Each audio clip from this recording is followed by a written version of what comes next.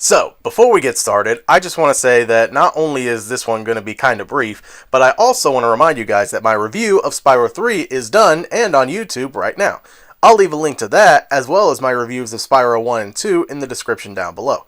With all that said, I'll let the footage, our very first footage, mind you, of Zephyr here play out first, and then I'll talk about it afterwards. With all that out of the way, let's get started.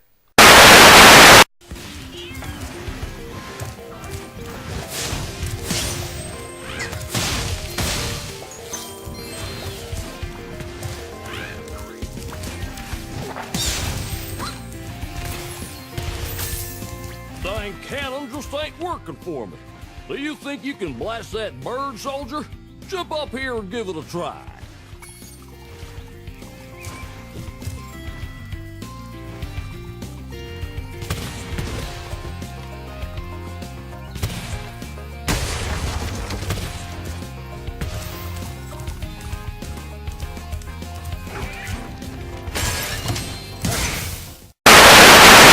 Wow, so there's quite a bit I want to talk about. I like the design of the breeze builders. I like how if you look a little more closely at the little ones, they seem to be dressing a little bit like they're from, like they watched Rambo. Zoe is looking pretty nice here.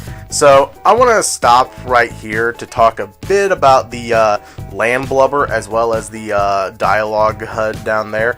Well, first of all, I want to talk a bit about the color of the HUD once again. They appear to have changed it to the color of red-ish as opposed to bluish like we've seen before in earlier footages of Spyro 2 Ripto's Rage in the Reignited Trilogy.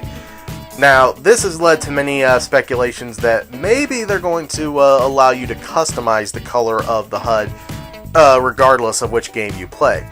So, which would be nice, but if they are changing to the color of red at the very least, I think that's a more fitting color, especially for Ripto's Rage, than blue was. So, I think that's kind of nice. Also, you'll notice that they slightly changed the opacity of the dialogue HUD, as well as blurred it out a little bit, because when you compare it to something like the dialogue HUD from Idle Springs, it looks a little less clear than it did before. At least it's not, it doesn't have a crystal clear opacity to it, but which I actually kind of like. Now, talking about the breeze builder here, I've mentioned this at least once on Twitter, but I am kind of mixed on this design. There are a few things actually that I do like about it. For one thing, I like that they're making the friggin' land blubbers look more distinctly like fat larvae, which kind of makes the war between them and the breeze builders make all the more sense. There's also a couple things like the additions on his design. Like, I like how this one's holding a staff with a friggin' what looks like a friggin' duck on the top of it. I don't know if that's just a toy or whatever, but there are a couple things that are a little off about this design. For one thing, the eyes are a little weird in my opinion. Maybe that little thing will grow on me. But the one thing that is kind of disappointing is the fact that, and I hope that this is just for this one, maybe the other land blubbers in this level will have them, but that he doesn't have the saucepan helmet like they do in the original, which is kind of disappointing. I know that's a little bit nitpicking, but hey, I feel like if that's the extent of what I could find to complain about, that's actually more of a testament to how well Toys for Bob had been doing with the Reignited Trilogy. So, taking a last look here, yeah, the cannon looks like it fires a little faster than it did in the original, which I kind of like. I also like that they made that bird move a little bit more. So, ending things here, I'm going to let it play out, but a little bit slower again.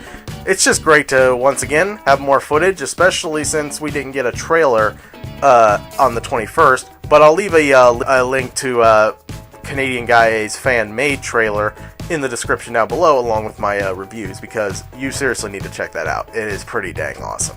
So, with that said, I'm King Gargantuous, and I'll see you all next time.